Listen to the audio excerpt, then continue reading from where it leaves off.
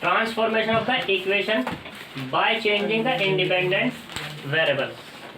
मतलब क्या है कहने का कि मेरे पास कोई एक डिफरेंशियल इक्वेशन है, वो कैसी है, सेकंड ऑर्डर की डिफरेंशियल इक्वेशन है। सपोज करो ये है 1, ठीक, पी क्यू आर, ये फंक्शन है किसके, एक्स के, ठीक। इसको मुझे क्या करना है, किसकी बात आ रही है, चेंज की बात आ रही है, चेंज करना है इंडिपेंडेंट वेरिएबल। इसमें इंडिपेंडेंट वेरिएबल क्या है मेरा, इंडिपेंडेंट वेरिएबल एक्स और डिपेंडेंट वेरिएबल वाई, यानी कि वाई को तो एज इट इज रखना है, एक्स को चेंज करना है। तो सपोज करो मैंने सपोज किया कि z equals to F of X, जो फंक्शन है वो z ले लिया मैंने, इसको मुझे चेंज करना है। तो चेंज करने के लिए मैं प्रोसीजर नहीं बताऊंगा पूरा का पूरा, क्योंकि प्रोसीजर तो हमारा नहीं आता, अगर आता तो बताता मैं, ठीक है। इससे जो चेंज, जब इसको z को पुट करोगे तो ये इक्वेशन किस में कन्वर्ट होगी, ये कन्वर्ट होगी मेरी d2y over D Z square plus p1 dy over D Z plus q1 y equals to r1। इस इक्वेशन 1 इसमें कन्वर्ट हो जाएगी मेरी, वेयर, अब ये बात करते हैं कि P1 क्या है। तो P1 है यहाँ d2 z over D X square plus D Z over D X, और इसके साथ p मल्टीपल में upon D Z over D X का होल स्क्वायर। P1 होता है मेरा यहाँ पर ये। फिर बात करते हैं Q1 की। Q1 क्या है यहाँ पर मेरा, Q upon D Z over D X का होल स्क्वायर, ये मेरा Q1 है। अब बात करते हैं R1 की। तो R1 होगा मेरा R upon D Z upon D X का होल स्क्वायर, ये मेरा R1 हो जाएगा, ठीक है जी। यहाँ तक कोई डाउट किसी को। अब बात करते हैं मेरी इक्वेशन नंबर 1 कन्वर्ट होगी किसमें, इक्वेशन नंबर 2 में कन्वर्ट होगी। अब ये इसकी जरूरत क्यों पड़ी जी, इक्वेशन 1 को इक्वेशन 2 में कन्वर्ट करने की एक जैसी सी दिखाई दे रही है मुझे। ये इसलिए जरूरत पड़ी क्योंकि जब हम इसको सोल्व करेंगे तो सोल्व करने के लिए इंटीग्रेशन में दिक्कत आएगी, और उस दिक्कत को खत्म करने के लिए मैंने इक्वेशन 1 को 2 में कन्वर्ट किया। और 2 किस में कन्वर्ट होगी, p की जगह p1 आ गया, q की जगह q1 आ गया, r की जगह r1 आ गया। जो इंडिपेंडेंट वेरिएबल मेरा x था उसकी जगह इंडिपेंडेंट वेरिएबल मेरा क्या आ गया, z आ गया। अब ये p1 क्या है, p2 क्या है, p1 क्या है, q1 क्या है, r1 क्या है। तो p1 है मेरा d2z over dx square plus p dz over dx upon dz over dx का होल स्क्वायर, ये है यहाँ पर, ठीक है। और q1 क्या है, q upon dz over dx का होल स्क्वायर, और r1 है r upon dz over dx का होल स्क्वायर। यहाँ पर एक चीज होगी, यहाँ पर जो q1 है मुझे q1 और p1 सेलेक्ट करना है। तो ये जो q1 है, q1 को सेलेक्ट करने के लिए q1 को हम ऐसा लेंगे इस q के अकॉर्डिंग, जो q में आसानी से वैल्यू सेट हो जाए। तो q को हम, जो q लेना होगा हमें प्लस माइनस a स्क्वायर, कुछ इस तरीके से हम ले सकते हैं, ठीक है। वो क्वेश्चन में बताऊंगा मैं, क्वेश्चन में बताऊंगा क्वेश्चन में कैसे हमें लेना है, ठीक है। क्वेश्चन में हमें कैसे लेना है, इस q की वैल्यू, ये q1 की वैल्यू, q नहीं है q1, सॉरी q1 आएगा ये, ठीक है। यहाँ तक कोई डाउट है किसी को। जैसे मेरा q1 निकला, यहाँ से मेरी z की वैल्यू फाइंड हो जाएगी फिर बड़े आसानी से, और z की वैल्यू फाइंड हो गई तो r1 की हो जाएगी, और r1 हो गया तो मेरा p1 हो जाएगा।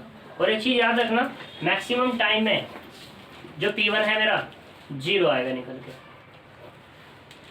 ठीक है। यहाँ पर 2 नोट पॉइंट दिए होंगे तुम्हारी बुक में, देख लेना ना। तो p1 है हमारा वो z क्या है मेरा 0 है, और q1 है हमारा 1 -1 2 -2 वगैरह वगैरह, कुछ इस तरीके से एडजस्ट करके हम लेते हैं, जिससे ये जो स्क्वायर है हमारा, ये स्क्वायर खत्म हो जाए, ठीक है। एग्जाम्पल कराता हूँ, उससे क्लियर हो जाएगा।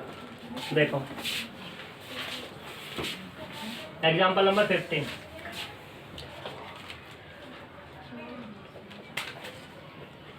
एग्जाम्पल 15 में क्या कह रहा है? क्वेश्चन से क्लियर हो जाएगा बाबू, क्योंकि मैंने अभी ये लिखा हुआ है यहाँ पर। ठीक है, देखो सोल्व करना है मुझे।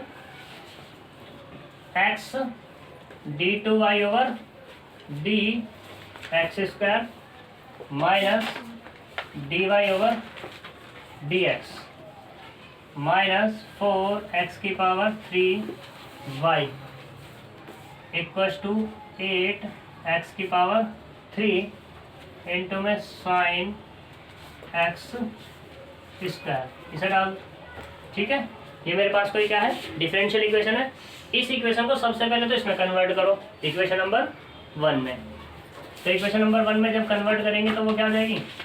d2y over D X square minus 1/x, ये दिया हुआ ना, 1/x dy over dx minus 4x square y equals to 8x square sine x square. Sine square x नहीं है, वो साइन x स्क्वायर है। ठीक है, ये डाल दो इक्वेशन नंबर 1। here p बराबर है यहाँ पर 1/x, वो भी किसका? माइनस का। q बराबर है मेरा माइनस के 4x स्क्वायर, और r बराबर कितना है? 8x square sine x square. दिक्कत है कोई? Choosing the independent variable, independent variable I भी लिख दिया मैंने, z equals to f of x, then equation 1 convert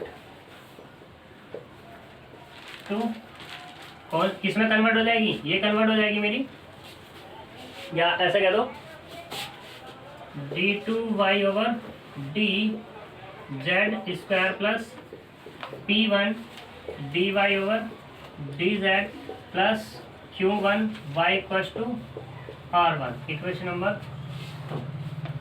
ठीक है, वेयर जो p1 है वो कितना है मेरा? d2z over D X square plus p dz over dx upon dz over dx का होल स्क्वायर, और q1 किसके बराबर है? q upon dz over dx का होल स्क्वायर, और यहाँ पर जो r1 है वो है r upon dz upon dx का होल स्क्वायर। इसे डाल दो इक्वेशन नंबर 3, ये वाली 4, ये वाली 5। यहाँ तक कोई दिक्कत है? अभी ये मेथड ही बना है मेरा। ठीक है, तो इसे तरफ कर दूं ना? नहीं ना, ये वाला नहीं कॉपी किया अभी? बराबर मत लिखना है।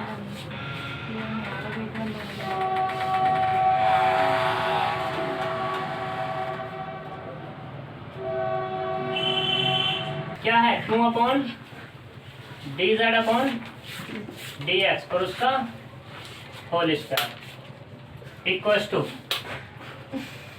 क्यू की वैल्यू क्या है यहाँ पर? माइनस के 4x square upon D Z upon D X का होल स्क्वायर। ठीक है, ये किसके बराबर है? Q1 के बराबर निकला। तो मुझे यहाँ टेक करना होगा, टेकिंग Q1 इक्वल्स टू -1। मैंने तुम्हें पहले बता दिया था ये Q1 मुझे एडजस्ट करना होगा, एडजस्ट वो इसको देखते हुए करना होगा। ठीक है, तो यहाँ पर क्या मिला मुझे?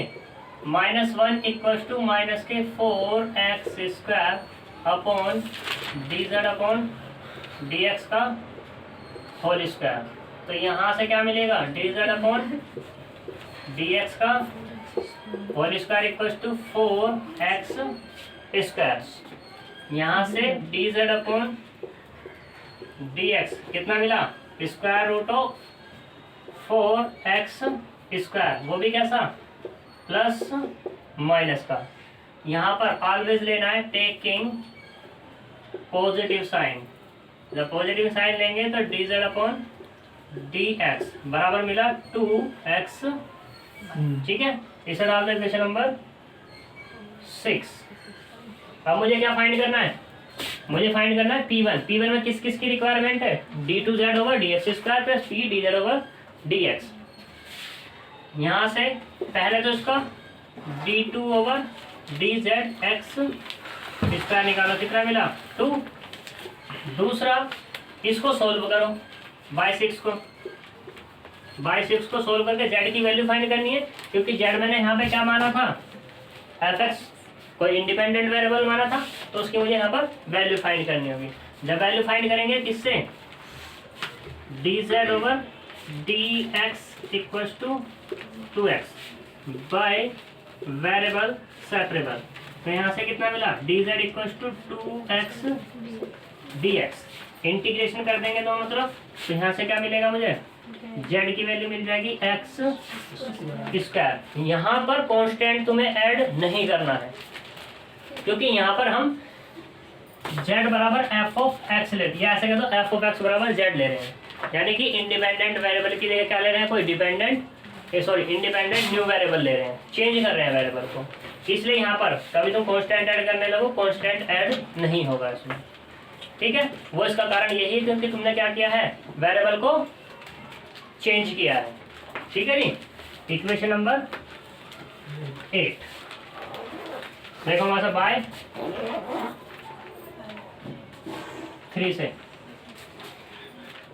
Bye 3 P1 equals to d2z over dx square plus p dz over dx upon dz over dx का whole square equals to d2z over dx की वैल्यू कितनी है यहाँ से 2 इंटू में p की वैल्यू कितनी है वहां से प्लस -1 अपॉन x, और इसकी वैल्यू कितनी है 2x upon dz over dx कितना निकला मेरा 2x, और उसका होल स्क्वायर। तो कुल मिला के कितना मिला 2 - 2 अपॉन 2x का होल स्क्वायर, और ये कितना हो गया 0। यहाँ यानी कि यहाँ पर P1 कितना मिल गया मुझे 0 मिल गया। P1 फाइंड हो गया और Q1 फाइंड हो गया मेरा। अब मुझे क्या फाइंड करना है R1। अब किससे बात करेंगे, बाय 5 से बात कर लेते हैं। तो R1 equals to R upon dz over dx का होल स्क्वायर। R की वैल्यू कितनी है वहां से बताओ, 8x square sine x square और dz ओवर dx यानी कि 4x स्क्वायर। x स्क्वायर से x स्क्वायर 4 से ये कैंसिल, तो कितना मिला कुल मिला के R1 equals to 2 sine x square. ठीक है, value of R1 P1 and Q1 using in किसमें इक्वेशन किसमें 2 में। तो देखो यहाँ से कितना मिला ये d2y over dz square plus P1 की वैल्यू कितनी है 0, dy over dz plus Q1 कितना निकला, क्लियर कितना लिया था -1y, और R1 कितना मेरे पास यहाँ से 2 sine square sine x square, और यहाँ से x स्क्वायर किसकी वैल्यू है z की। तो मतलब क्या हो गया यहाँ पर d2y over dx square minus Y equals to 2 sine z, ये मिल गया। कौन सा, सॉरी यहाँ पर z स्क्वायर, इसे डाल दो इक्वेशन नंबर कितनी, कोई है, ये वाली 9, ये वाली 10 और ये वाली 11। कोई दिक्कत है यहाँ तक, ये हो गया।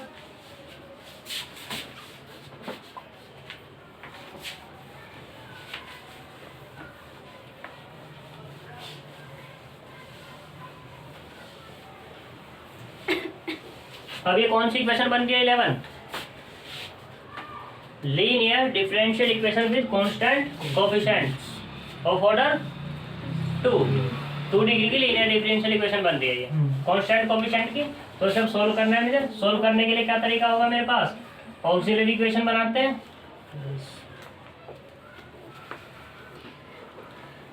ऑक्सिलरी इक्वेशन, तो ऑक्सिलरी इक्वेशन क्या होगी यहाँ से? m square minus 1 equals to 0। तो m की वैल्यू कितनी आ गई? Plus minus 1।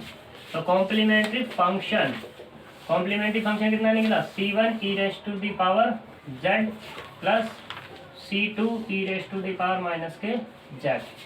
Equation 12। Particular integral निकालो। पार्टिकुलर इंटीग्रल कितना होगा? 1 upon d square minus 1 into में कितना होगा? ये वाला 2 साइन z। कितनी वैल्यू है इसकी? 1 है। ए का काम कौन कर रहा है? 1। तो यहाँ पे कितना हो जाएगा? 1 अपॉन माइनस 1 और माइनस 1। तो कुल मिला साइन z और मल्टीपल में कितना है? 2। तो कुल मिला के कितना आ गया? -2 यानी कि माइनस के साइन z। ये किसके बराबर आया मेरा? पार्टिकुलर इंटीग्रल माइनस के साइन z। Equation number 13।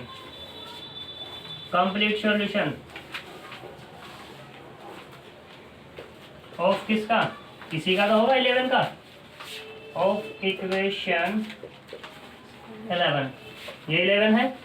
तो complete solution y equals to c1 e raise to the power z plus c2 e raise to the power minus के z माइनस के sine z। अब z तो मैंने माना था, तो z की वापस वैल्यू भी तो लौटानी पड़ेगी मुझे। और z की वैल्यू कितनी निकली है यहाँ से? कहाँ गया? ये वाला इक्वेशन नंबर 8 से z की वैल्यू कितनी है? x square. तो यहाँ से क्या मिल जाएगा मुझे? y equals to c1 e raise to the power x square plus c2 e raise to the power minus K x square minus sine x square. ठीक है, इजीली सोल्व हो गया। वो किसकी हेल्प से? जब हमने इंडिपेंडेंट वेरिएबल को चेंज कर लिया। अगर तुम इसको वैसे सोल्व करते तो सोल्व नहीं कर पाओगे, जल्दी से नहीं कर पाओगे। कर तो सकते हैं मतलब, लेकिन जल्दी से नहीं कर पाएंगे। यहाँ तक किसी को कोई दिक्कत है इसमें? बहुत ईजी है। बस क्या आना चाहिए हमें? सबसे पहले क्या? Q1 फाइंड करना आना चाहिए। अगर तुमने ये स्टेप है इसका, सबसे पहले Q1 ही फाइंड करोगे तभी तुम्हारा Q1 -1 के लिए -1 Q1 इसलिए लिया क्योंकि मैंने अभी यहाँ पर एक चीज लिखवाई थी तुम्हें कि Q1 equals to plus minus square root of plus minus a। ये हमारा कुछ निकल के आता है। ठीक है, मैंने डेरिवेशन नहीं बताया पूरा, मैं इसलिए डायरेक्टली बता रहा हूँ। तो यहाँ पर हमें इस Q1 को ऐसा लेना होता है जिससे हम आसानी से इसको सोल्व कर सकें dz/dx को, क्योंकि dz/dx सही है। ठीक है, अगर तुम सपोज करो तुमने माइनस ना लिया, पॉजिटिव ले लिया, तो ये माइनस बना रहेगा। और जब माइनस बना रहेगा तो कैसी वैल्यू देगा? ये इमेजिनरी देगा। और डिफरेंशियल इक्वेशन कैसी है हमारी? इमेजिनरी है, रियल है? डिफरेंशियल इक्वेशन तो रियल है, वो चेंज हो जाएगी फिर हमारी, तो गलत हो जाएगा वहाँ पर। इसलिए हमें इसको क्या करना पड़ेगा? एडजस्ट करना पड़ेगा। एडजस्ट इसी के क्वेश्चन के अकॉर्डिंग करना पड़ेगा हमें। ठीक है, क्वेश्चन के अकॉर्डिंग ही करना पड़ेगा। क्लियर है इतनी बात? तो यहाँ पर इसलिए -1 टेक किया मैंने। जब -1 टेक किया तो ये माइनस से माइनस कैंसिल हो जाएगा, तो ये मिला। अब प्लस माइनस आएगा, रियल वैल्यू आएंगी, चाहे पॉजिटिव हो या नेगेटिव। लेकिन हमने क्या लिया यहाँ पर? पॉजिटिव वैल्यू लिए, तो ये मिल गया मुझे। ठीक है, यहाँ से मैंने z फाइंड कर लिया, d2z/dz फाइंड कर लिया, dx स्क्वायर फाइंड कर लिया। तो सबसे पहला स्टेप है हमारा Q1 फाइंड करना। उसके बाद P1 कर लो या R1 कर लो, वो तुम्हारी बात है। ठीक है, और P1 मैक्सिमम केस में तुम्हारा 0 मिलना है। R1 तुम्हारे कुछ भी मिल सकता है, 0 मिल सकता है, नहीं भी। R1 के क्वेश्चन के ऊपर डिपेंड बात है। तो R1 ये मिल गया हमारा। सारी वैल्यू हमने किस में रख दी? यूज कर ली इस वाली इक्वेशन में। इसको हमने सोल्व कर लिया, तो ये वो कांस्टेंट कोएफिशिएंट बन गई हमारी। कोई दिक्कत है? वो तो तुम्हें करना आता है ऑक्सिलरी इक्वेशन बना करके। अब तुम देख सकते होंगे सारा किसका खेल चल रहा है यहाँ पर, कांस्टेंट कोफिशिएंट का चल रहा है। और किस चैप्टर का चल रहा है, चैप्टर नंबर 4 का चल रहा है सारा का सारा यूज। क्या क्या फाइंड करने हैं बार बार, कॉम्प्लीमेंट्री फंक्शन और पर्टिकुलर पर इंटीग्रल। अगर किसी को कॉम्प्लीमेंट्री फंक्शन और पर्टिकुलर इंटीग्रल ही नहीं आते तो पूरा का पूरा नहीं कर पाएगा कोई भी। ठीक है।